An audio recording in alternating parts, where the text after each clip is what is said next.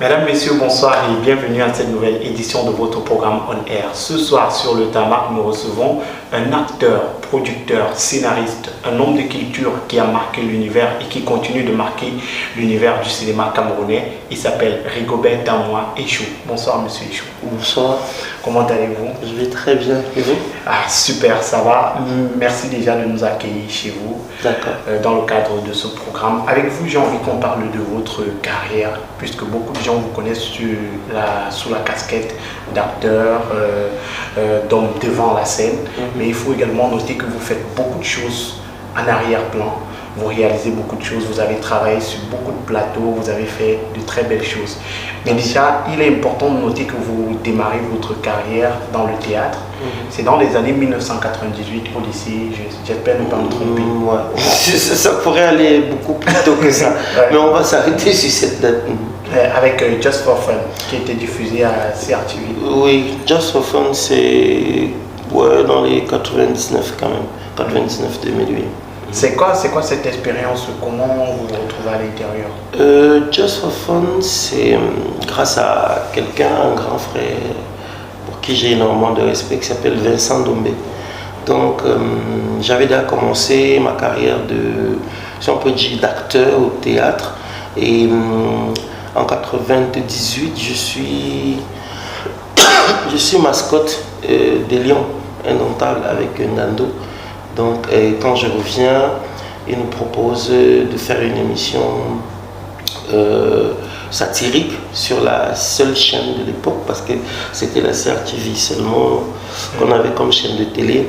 Et pour le jeune que j'étais, c'était inespéré de faire de la télévision. Donc, c'est véritablement ma première fois de faire de la télévision. Vous êtes mascotte et au Cameroun, quand on parle de mascotte, on voit beaucoup plus ces personnes qui se déguisent. Est-ce que vous mettiez les peintures, les couleurs, c'est un peu comme Gando? Bon, moi, quand le Cameroun est qualifié pour la Coupe du Monde 98 en France, dans le moment de partir, le ministre démocrate qui était directeur de l'INGS à l'époque propose que ce serait bien que le Cameroun soit également représenté artistiquement.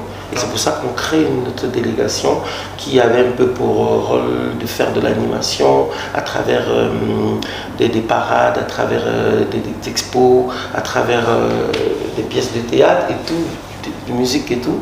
Et je suis choisi pour seconder Ngando.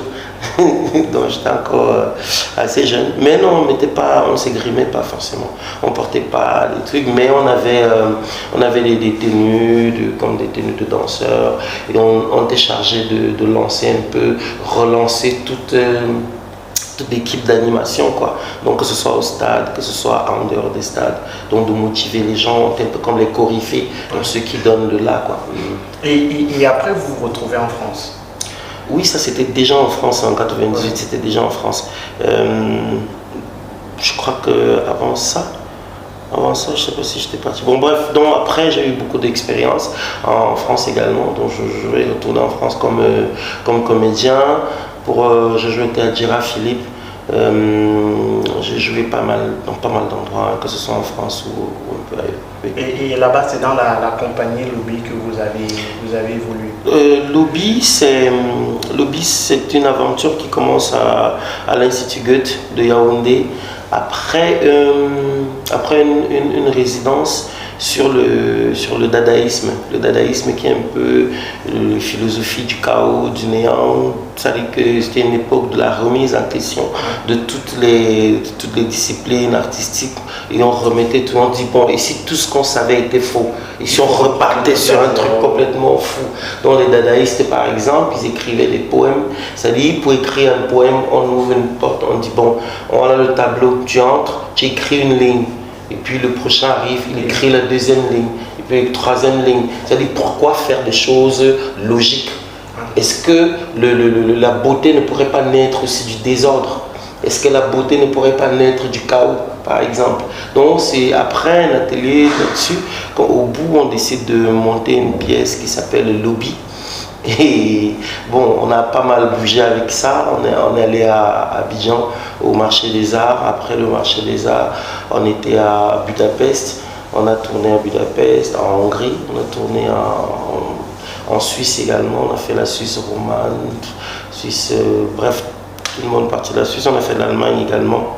Voilà. Vous avez fait du théâtre au Cameroun, après vous avez visité plusieurs pays.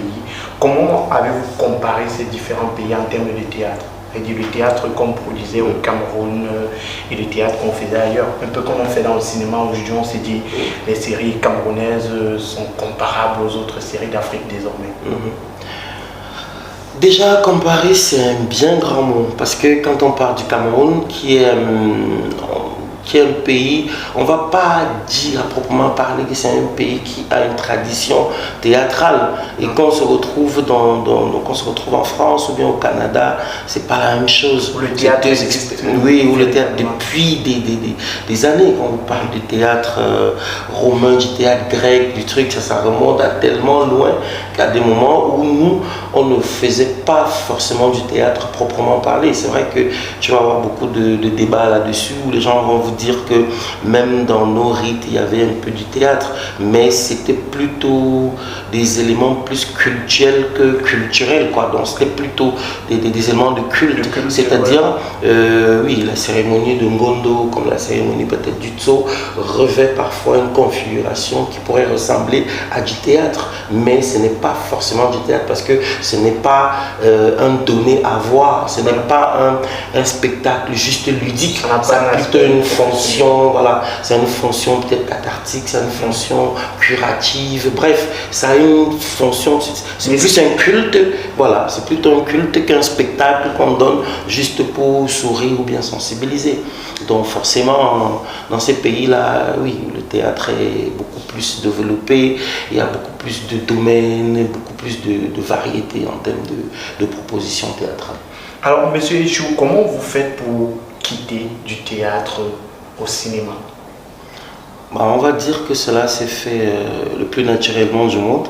Parce que le théâtre est un genre un peu plus, comment je peux dire ça, c'est un genre un peu plus exigeant, un peu plus difficile à mettre sur pied. Ça veut dire on va prendre 3 mois pour répéter une pièce de théâtre, on va prendre 2 mois ou 1 mois, et malheureusement peut-être pour la jouer 2 fois ou 3 fois.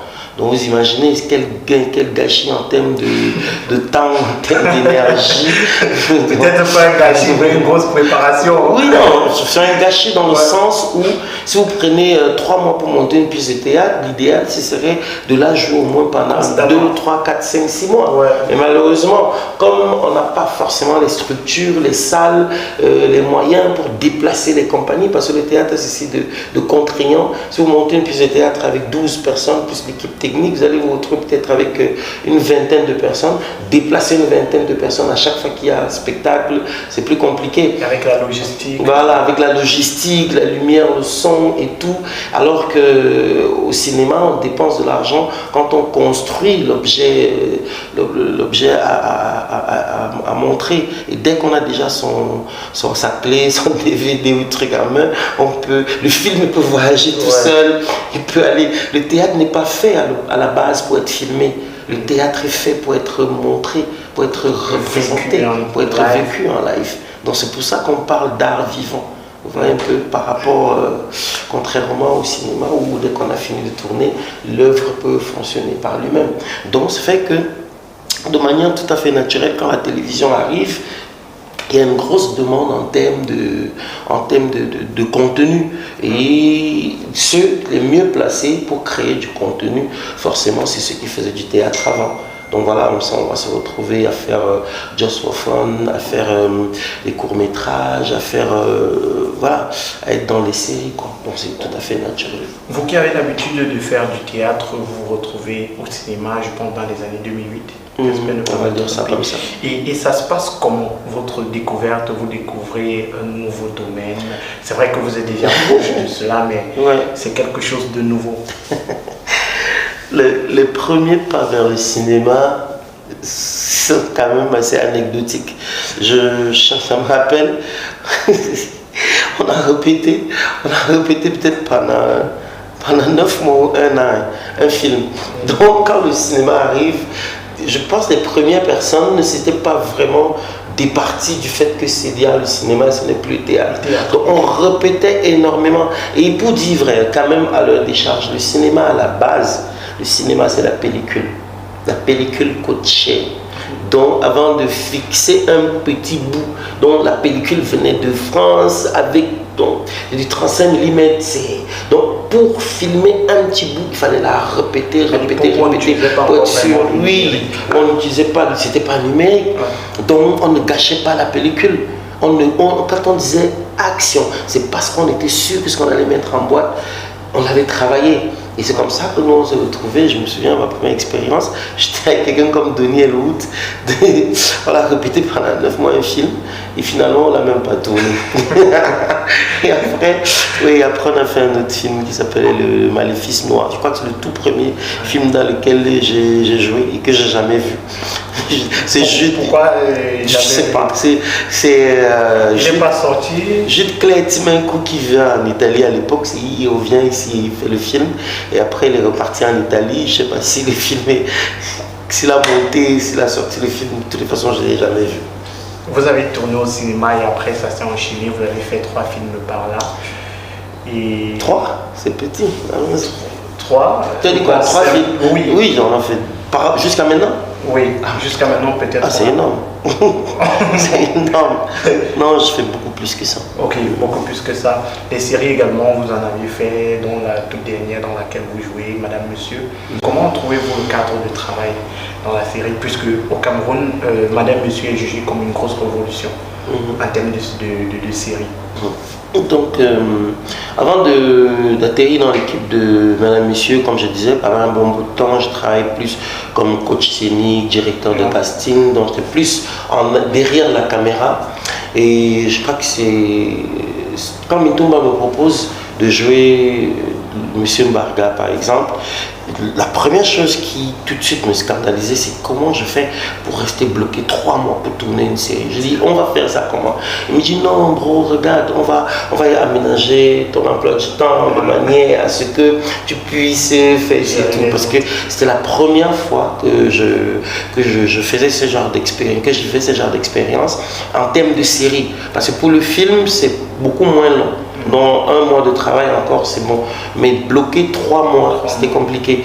Et je pense que vraiment, il a fait un travail incroyable. C'est-à-dire créer, il a mis sur pied un cadre de travail tel qu'on l'a rarement vu, quoi. C'est-à-dire que ce soit les structures pour accueillir les acteurs. Regardez par exemple, là c'est la maison de production ici.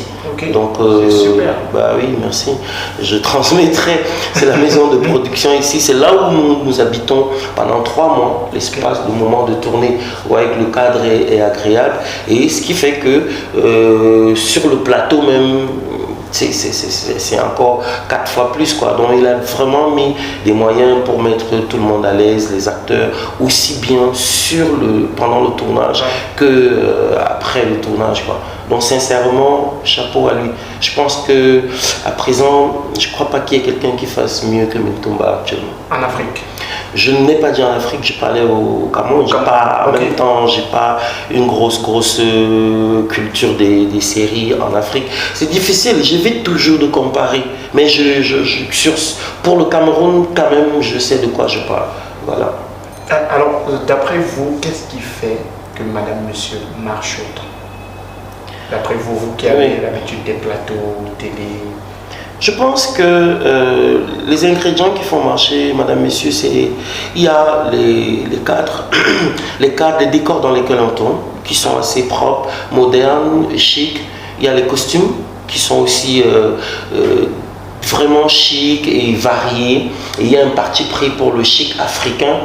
Et voilà, donc c'est une série, on a coutume de dire c'est une série glamour. Donc ça dit que le pari du metteur en scène, le réalisateur, c'était de réussir à faire du glamour, de l'humour dans un décor huppé, quoi. Ça dit que vraiment dans une classe de riches et de faire rire. Ça n'a pas l'air comme ça, mais regardez bien. De l'humour camerounais. Voilà. Je ne dis pas forcément de sortir de l'humour camerounais, que je ne veux pas lancer un autre débat. Oui, non, je veux dire que la série, c'est autre chose. La série, décider d'écrire des films drôles. Vous allez vous rendre compte qu'il n'y a pas beaucoup de production de films drôles. On va dire ce qu'on va dire, mais c'est plus facile de faire du dramatique que de faire du drôle, du bon drôle.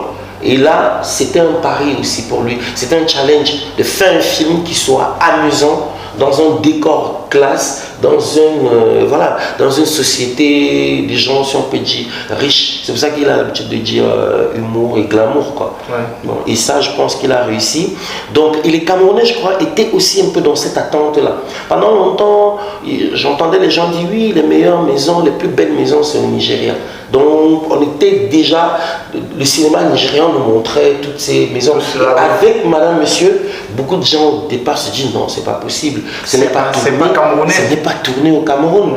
Et il y a aussi quelque chose qu'il ne faut pas négliger. Je pense qu'il y a la direction d'acteurs qui n'est pas négligée. Et il y a un casting. Et là, il faut quand même aussi tirer un coup de chapeau à Muriel Blanche qui a fait un travail extraordinaire. Parce que moi, avant ça, je n'avais jamais travaillé avec Mintumba.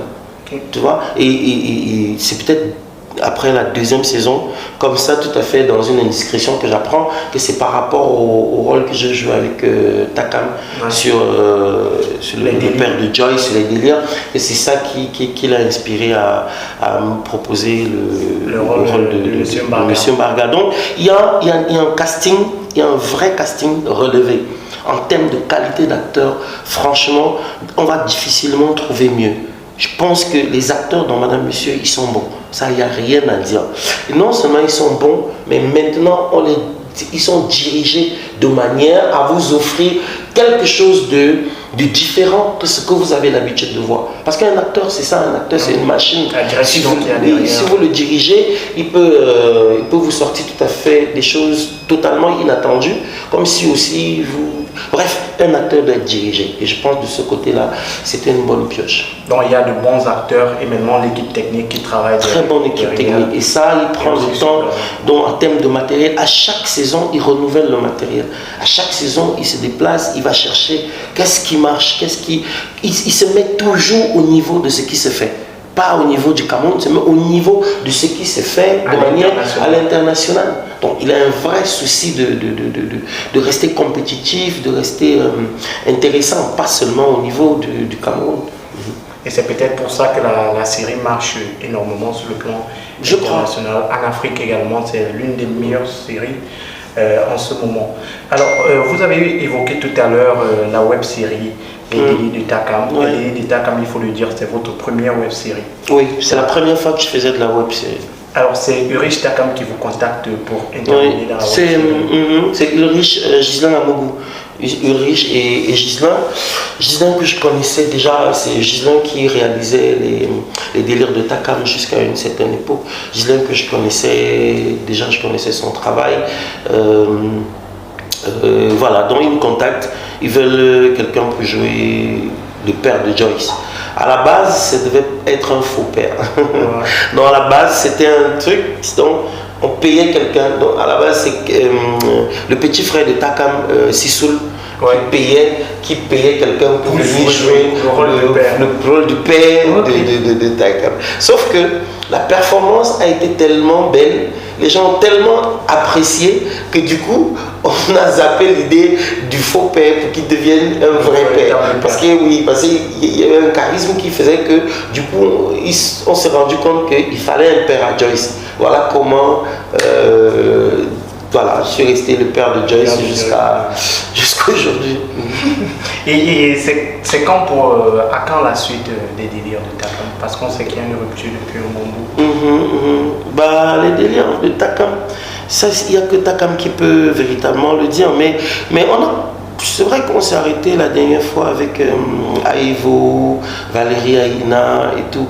Et je crois que c'est l'occasion quand même de tirer un coup de chapeau à Takam qui fait un travail juste extraordinaire. Parce que, voyez-vous, beaucoup fait de la web-série. Les gens considèrent la web-série un peu comme un sous-genre où on essaye de dépenser le moins. Mais si vous regardez bien comment c'est construit les délires, vous allez voir pratiquement dans chaque épisode, il y a un guest star. C'est une vraie production. Tous sont passés dedans. Que ce soit Loco, que ce soit Avero Jazz, que ce soit Valérie Aïna, que ce soit Moustique, tout le monde, vraiment tous les gens qui comptent. Donc, vraiment, les grosses stars de Bikutsi, de trucs, tous sont passés dans les délires de Takam. Donc, et il loue des appartements chics, propres. Bref, il investit énormément pour réaliser.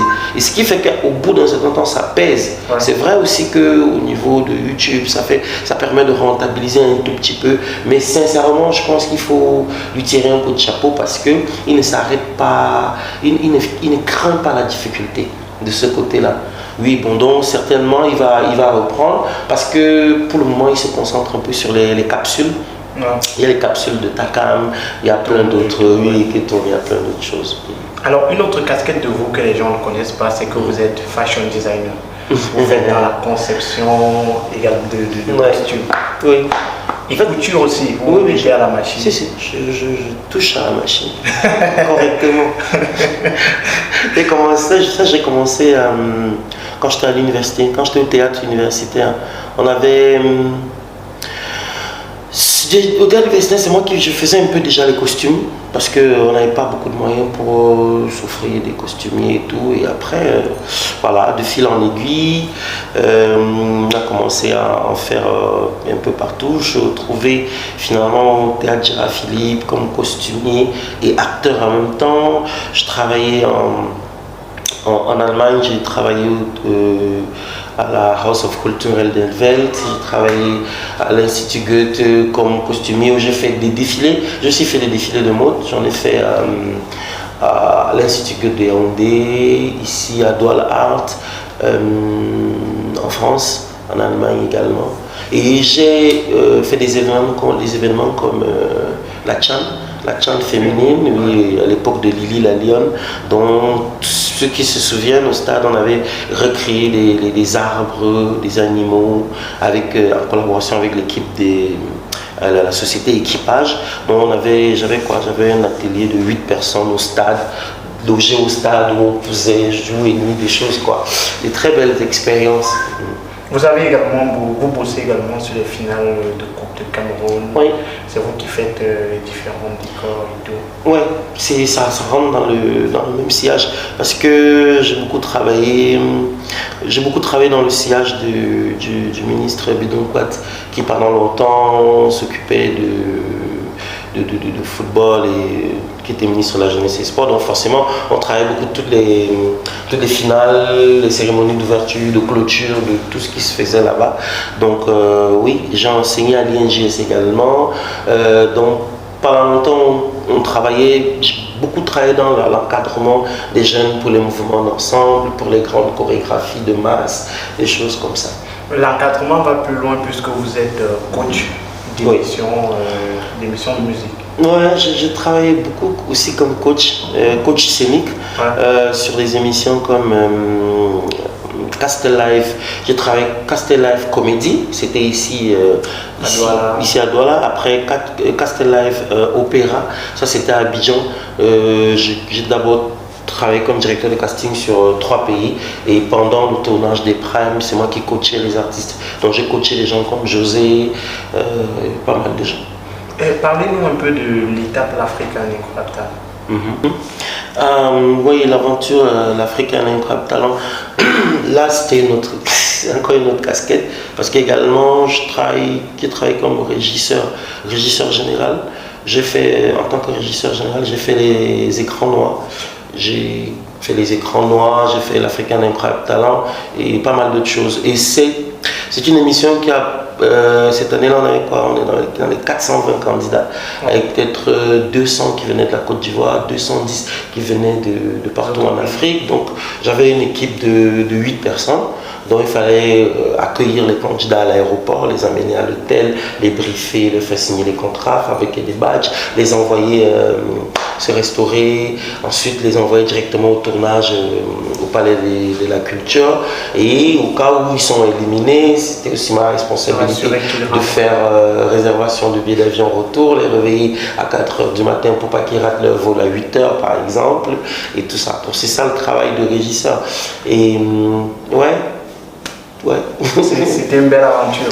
Oui, moi j'aime bien changer de couloir. Pour moi, c'est la meilleure façon de se reposer, quoi. C'est-à-dire que quand tu passes 2 mois à tourner Madame Monsieur. Après, j'ai envie de virer complètement dans autre chose. Ça me permet de me régénérer, ça me permet de me rafraîchir aussi. Il faut également noter que vous êtes directeur de casting chez Universal Music.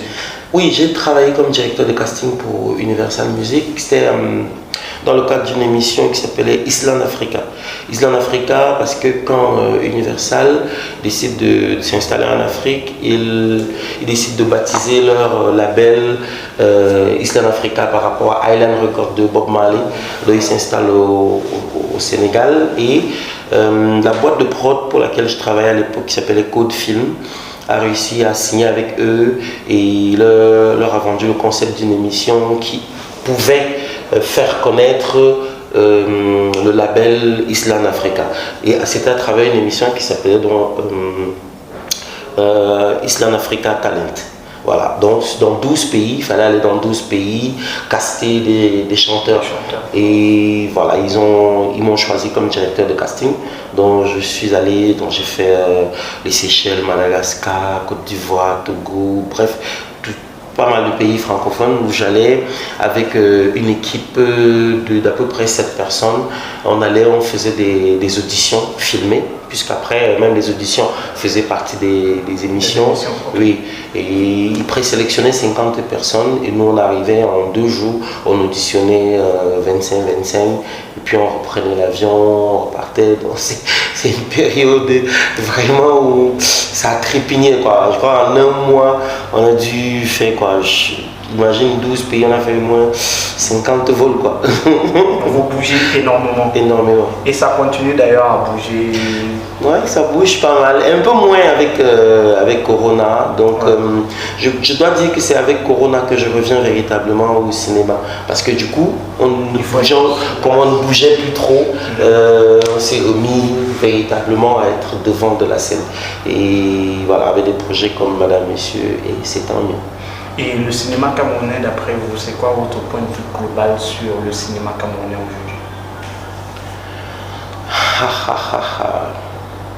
C'est complexe, hein. C'est complexe. Parce que moi, contrairement à toutes ces personnes un peu alarmistes qui trouvent qu'on regresse qu'en termes de qualité, on n'avance pas forcément. C'est vrai, ceux qui est avant nous ont fait des choses louables et vraiment très, très intéressantes, dont les grands frères comme Dikang et Pipa, les gens comme Obasek Bakobio, peut-être plus proche encore de nous, Jean-Pierre Bekolo, ils ont fait des choses incroyables. Pousse-pousse, tout ça. C'est des très bons référents. Mais je pense aussi que il faut pas seulement rester là à pleurnicher sur ce qu'on n'a pas pu faire et constater qu'il y a quand même une dynamique qui est en train de se mettre en place, qui fait que de plus en plus la base des pratiquants du cinéma s'élargit. C'est un mouvement qui ne peut que aller de l'avant. Ça veut dire qu'ici aujourd'hui on a 10 000 personnes qui font du cinéma, techniciens, acteurs, tout ce qu'on veut. Aujourd'hui, il y a des gens qui ne font que dans le cinéma. Il y a 5 ans, c'était à peine croyable. Vous avez des maquilleuses, vous avez des cadreurs, vous avez des preneurs de son qui ne font que du cinéma. Et ils arrivent à en vivre. C'est énorme. C'est prodigieux. Pour moi, qu'est-ce que ça veut dire? Ça veut juste dire que de plus en plus, le cinéma est véritablement en train de devenir une industrie. On aurait souhaité que ça aille plus vite que ça. On aurait souhaité que l'État s'implique un peu plus pour pouvoir légiférer, mettre les bases légales et tout. C'est-à-dire que donner le cadre qu'il faut pour que cette activité puisse véritablement décoller et prendre. Mais les Camerounais sont des gens tellement dynamiques, exubérants que même quand vous ne leur donnez rien, ils créent à partir de rien. De plus en plus, il y a des productions. Tous les jours, on tourne au Cameroun. Tous les jours. Ok, on va me dire, on tourne, mais quelle qualité? Non. Au fur et à mesure que les gens tournent, ils s'améliorent. Tout le temps. Il n'y a pas longtemps, on disait ça du Nigeria. On dit, ouais, bon, les gens disaient, oui, les films nigérians, c'est juste des films de sorcellerie. Ok, Mais sauf que tu ne peux pas faire des mauvais films 4 fois, 10 fois. Au bout de ton deuxième, ton troisième film, à moins que tu aies de l'argent à gâter, je ne vois pas qui sur ce monde a de l'argent à jeter par les fenêtres. Donc on fait un film qui est mauvais et après on s'améliore à partir du truc. Et au bout, la preuve. Et c'est ça un peu notre drame. Il faut qu'on enseigne le success story à nos jeunes, à nos enfants. Ça veut dire que pour moi, la success story du cinéma, la plus vivante, la plus vive s'appelle Mitumba. C'est Ebenezer Kepombia. Voilà quelqu'un qui entre dans le cinéma, il n'y connaît pas grand-chose, juste armé de sa passion. Vous regardez ses productions depuis le début jusqu'à aujourd'hui. Aujourd'hui, il fait figure de référence. Je pense qu'on devrait enseigner des exemples des messieurs comme ça dans des écoles pour leur dire comment, à partir d'un environnement pratiquement hostile, on peut réussir à construire jusqu'à arriver au top de l'industrie, quoi. Donc moi, je reste résolument positif. Plus on fera des films, mieux la qualité s'emportera, quoi. Et actuellement, l'année dernière, par exemple, quand on regarde les prix qu'on a pu glaner en international, ça veut dire, oui, on a rien que de Madame, Monsieur, on a eu les 2 plus grands prix des Sotigui. Parce que vous avez Sotigui Afrique centrale, Sotigui Afrique de l'Ouest, Sotigui Burkina, Sotigui Nigeria, et après vous avez le prix de la meilleure interprétation masculine en série et féminine. Donc, Amy et moi, on a gagné ces prix-là. Et les 2 du même pays et les 2 dans la même série. Ouais, à un moment, il faut quand même s'arrêter et reconnaître qu'il y a eu des avancées notables, quoi. On est en train de faire des choses. Pendant longtemps, on ne regardait pas le cinéma camerounais. Pendant longtemps, enfin, je veux dire, parce que cinéma et télévision, c'est encore un autre débat. À la télévision, l'offre, ce n'était pas l'offre camerounaise. Oui, moi, je me souviens, on a eu des cas où on était obligé, où la chaîne A+ était obligée de créer un truc qu'ils ont appelé série Capitale africaine, où on prenait un metteur en scène, un réalisateur ivoirien qui venait dans les capitales africaines tourner des séries. Pour moi, ça ne peut que traduire le fait que les productions locales étaient faibles. Oui, on ne peut pas demander à elle de venir dans les capitales tourner des trucs alors qu'il y a des gens sur place qui font ce travail. Je crois qu'aujourd'hui, ce serait difficile d'envisager encore ce genre de choses. Donc quelque part, il y a un vrai tissu qui se développe avec des pratiquants qui se prennent de plus en plus au sérieux, qui comprennent qu'ils doivent se former. Regardez le casting, madame, monsieur, il y a près de 3000 personnes qui sont venues. Sérieux, c'est énorme. Oui, c'est dire l'engouement que ça crée. Maintenant, il faut mettre des bases et créer des écoles de formation parce qu'il y a une demande, il y a une vraie demande. Il y a des gens qui veulent vivre de ça. Et la seule façon de s'en sortir de manière efficace, c'est de se former. Et c'est pour le moment, c'est un peu ça, le ventre mou, toute cette exubérance-là, quoi. Merci Monsieur Echou de nous avoir reçus. C'est moi qui vous remercie. Il faut dire qu'on a vécu de très beaux moments et on a découvert de nouvelles casquettes de vous. Des gens qui ne vous connaissent pas vous connaissent désormais réellement. Parce qu'on a beaucoup de gens qui vous ont découvert dans les délires. Et madame, monsieur, je pense qu'aujourd'hui, on sait que beaucoup de belles choses qui se font au Cameroun, le cinquantenaire de l'indépendance, le cinquantenaire de la réunification, tout ce qui est beau, tous les grands événements au Cameroun sont réalisés par... Pas par moi, mais modestement, je fais partie des équipes. J'ai apporté ma petite contribution. Oui. Merci monsieur Echou, on va se dire au revoir et à la prochaine certainement. Je vous remercie d'avoir fait le déplacement, d'être venu visiter un peu notre antre. C'est ici que nous on se prépare pour aller tourner et voilà. Donc j'encourage quand je vois des jeunes derrière la caméra qui essayent de faire des choses, de faire vivre. Nous existons parce que vous parlez de nous. Donc forcément, nous ne pouvons qu'encourager le travail que vous faites. Quand je vous vois, ça me rappelle moi, il y a 15-20 ans, quoi, et je dis c'est juste énorme. Je vous encourage juste à aller de l'avant et écoute, on s'est tout dit, quoi, Inch'Allah. Alors, mesdames, messieurs, merci à vous également qui avez regardé l'émission. On se donne rendez-vous à la prochaine édition. D'ici là, portez-vous bien. Goodbye. Mister Olivier Dumoli était derrière la caméra.